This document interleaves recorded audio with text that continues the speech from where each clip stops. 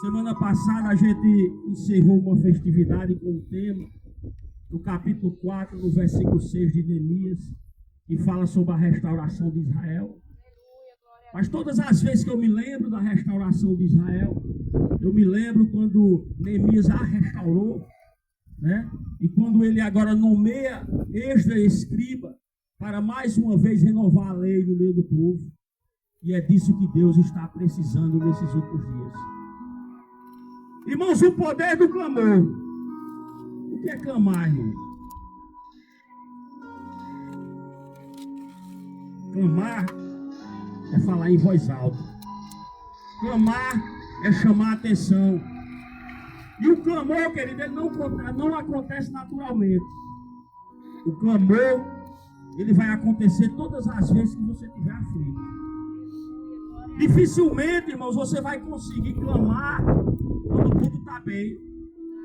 Dificilmente você vai conseguir falar em voz alta quando tudo está encaminhado da forma que você quer que esteja. Mas a partir do momento em que as dificuldades começam a aparecer na sua vida, querido, aí começa a fluir algo que você tem que muitas vezes você não sabe, que é o poder de clamar a Deus. E olhando para a palavra de Deus, meus queridos, nesse tema, o poder do clamor, eu quero me lembrar aqui junto com os irmãos de alguns clamores que fizeram a diferença na Bíblia Sagrada. E nós vamos ver, querido, que existem clamores, muitas das vezes, inusitados, que a gente até acha que aquele clamor não tem nenhum efeito. Mas se quando a gente entra para o contexto bíblico, e também traz para os dias de hoje, porque o Deus de ontem é o mesmo de hoje, a gente vai entender que Deus tem sua forma de escutar clamor, e não importa a forma que você esteja clamando, mas de uma certa forma Ele vai te atender. E eu quero começar, querido, neste momento, lembrando para os irmãos, que muitas vezes, querido, você não está na situação de clamar, mas que alguém clama por você, né? E nós vamos lá para o capítulo 11. Glória a Deus, louvado seja o nome do Senhor. Lá do livro de João, e vamos entender que existem situações na nossa vida, queridos, que a gente não tem como clamar. Mas que quando alguém clama também pela gente, Deus também vai, muitas das vezes, entrar em ação. A palavra de Deus vai falar sobre um homem, querido, que estava morto. Como é que a gente vai clamar morto? E existem situações que você está, querido, nessa situação que você não tem como clamar. Mas que alguém vai clamar por você e Deus faz um milagre. Já fazia tempo, querido, que ele estava morto. Já fazia 4 dias. Né?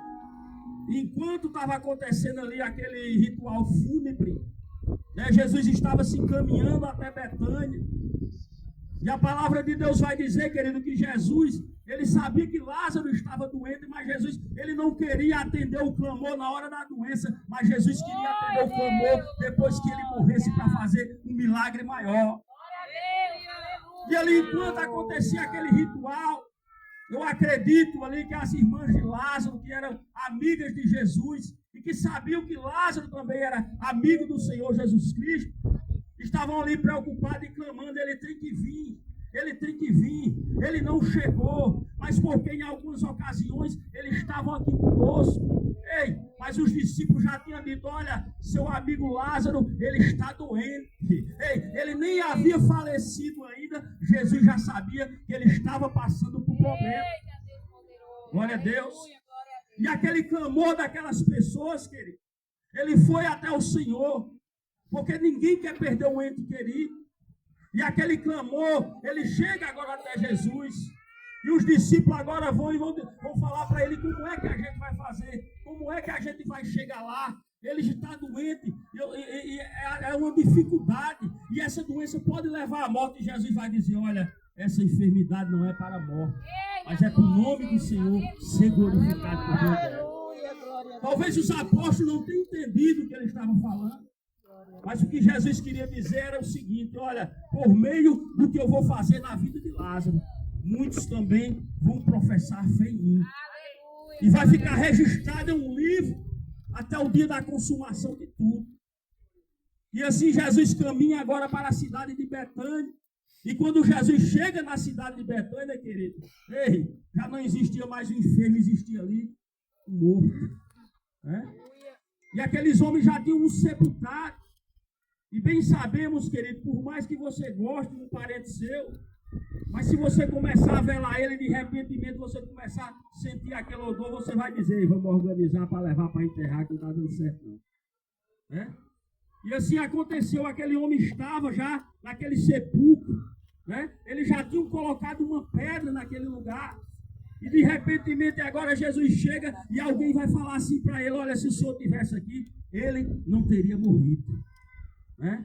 Alguém que estava clamando, alguém que estava pedindo, agora estava duvidando e não estava entendendo o que Jesus iria fazer naquele lugar. Eu quero te falar, querido, que Jesus estava em Betânia especificamente porque Jesus tinha ouvido o clamor dos parentes de Lázaro, daquelas pessoas, e Jesus estava lá para fazer o milagre.